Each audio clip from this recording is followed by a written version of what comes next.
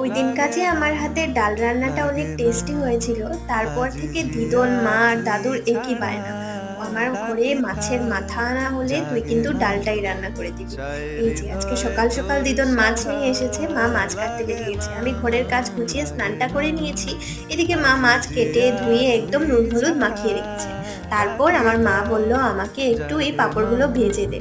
তারপর মাকে একটু ভেজে দিলাম, সাথে আমি দু একটা খেলাম, যেহেতু বুঝতেই পারছো জ্বরের মুখ কিছু টেস্টি পাচ্ছি না, ভালো লাগছে না। আমার যতই জ্বর সর্দি কাশি থাকুক না কেন, আমার মা দিদন দাদু বলেছে ওদেরকে ডাল রান্না করে খাওয়াবো, আমি খাওয়াবোই। যেহেতু অনেক টেস্টি বলেছে, আর কেউ আমার প্রশংসা করলে আমার খুব ভালো লাগে।